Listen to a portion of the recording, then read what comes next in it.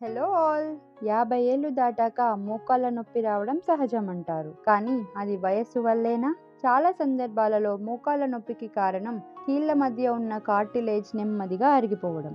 దీనిని సాధారణంగా ఆస్టియోఆర్థరైటిస్ అంటారు. వీళ్ళకి మెట్లు ఎక్కేటప్పుడు నొప్పి, కూర్చొని లేచేటప్పుడు ఇబ్బంది మరియు ఉదయం లెవ్వగానే బిగుసుకుపోయిన ఫీలింగ్, నడిచేప్పుడు నొప్పి లేదా కీళ్లలో శబ్దం లాంటిది రావడం. మరి ఏం చేయాలి? రోజు కొంచెం సేపు నడవాలి, బరువును నియంత్రణలో ఉంచుకోవాలి, ప్రోటీన్ ఉన్న ఆహారం తీసుకోవాలి, విటమిన్ డి కోసం సూర్యరశ్మి పొందాలి, ముఖ్యంగా కాళ్ళ కండరాలు బలపడే వ్యాయామాలు చేయాలి. మన ఆయుర్వేదాలో సాంప్రదాయంగా అశ్వగంధ, గుగ్గులు, షెల్లాకి లాంటి మూలికలను కీళ్ళ ఆరోగ్యానికి ఉపయోగిస్తారు. కానీ నొప్పి ఉందని పూర్తిగా విశ్రాంతి తీసుకోవడం మంచిది కాదు. మరి అసలు విషయం ఏంటంటే, మన కదలికే మన కీళ్లకు జీవనం లాగా. వయస్సు పెరగడం అస్సలు సమస్య కాదు, కదలిక తగ్గిపోవడమే పెద్ద సమస్య.